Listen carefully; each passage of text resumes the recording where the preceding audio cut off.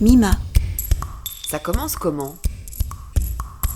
Jusqu'à mes 14 ans, je savais même pas ce que c'était le théâtre.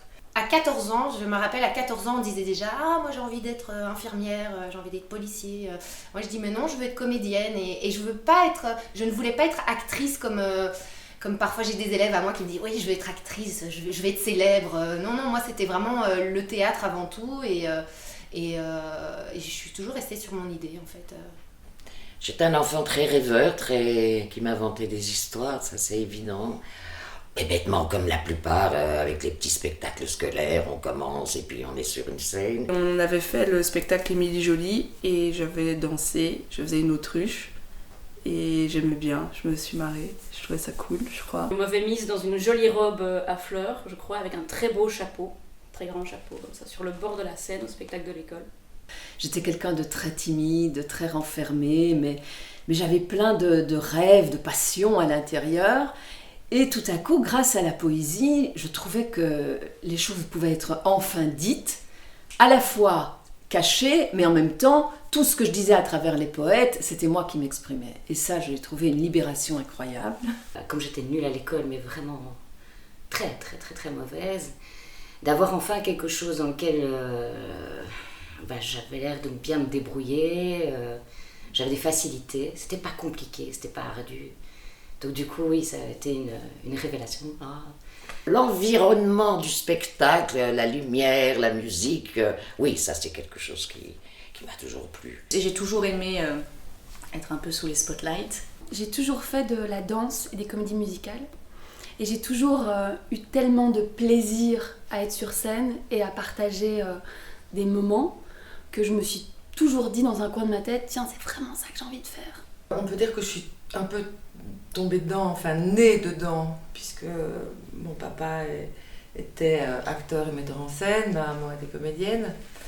Donc c'était ma seule réalité, c'était ça. J'avais un père auteur, donc forcément j'allais quand même beaucoup au théâtre.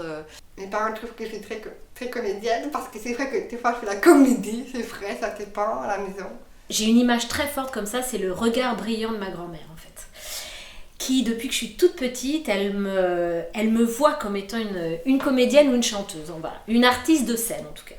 Et depuis que je suis gamine, elle me poussait sans arrêt pour que je chante, pour que je raconte des histoires. Et à chaque fois, je voyais ce regard brillant de ma grand-mère. Et ça, c'est quelque chose que j'ai gardé toute ma vie. Mon papa travaillait comme chef technique, comme directeur technique au Théâtre Royal de Namur.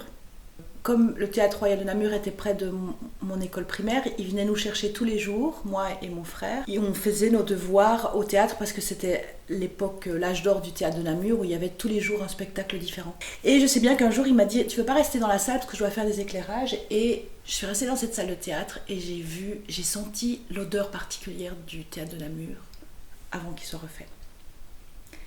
Et puis la troupe est arrivée et tout ce rituel, toutes ces odeurs, ça m'est tombé dessus. Et depuis, ça m'a plus quittée. Je savais que j'allais faire un métier de scène. S'il y avait bien un métier que j'aurais jamais fait, c'était comédienne. Parce que justement, comme mes parents étaient jamais là, j'en voulais inconsciemment beaucoup à mes parents. Voilà, le soir, ils étaient jamais là. Et même la journée. J'étais une petite fille sage, j'ai fait mes études, et puis bon, j'étais normalement destinée à faire du droit dans la tradition familiale. Je me suis rendu compte que ça m'emmerdait. Donc il a fallu convaincre les parents.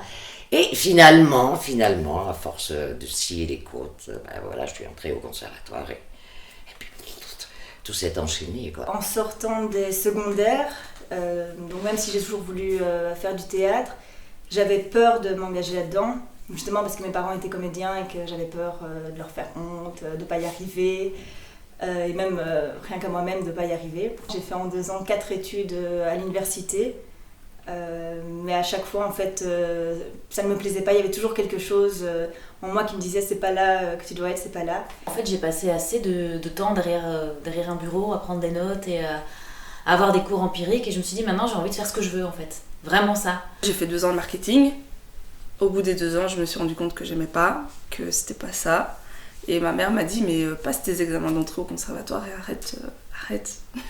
J'ai passé l'examen d'entrée au conservatoire. un grand moment.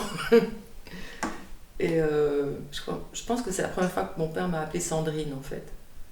Parce qu'à l'examen d'entrée, il y avait plus autres profs, il y avait tellement le trac que lui qui était très paternel avec tout le monde, mon chéri, ma chérie, tout ça, tout à coup c'était Sandrine, quelles sont tes scènes, très comme ça. Même si c'est dur, même si on doit faire des choix de vie ou des choix artistiques, c'est un métier à passion et voilà.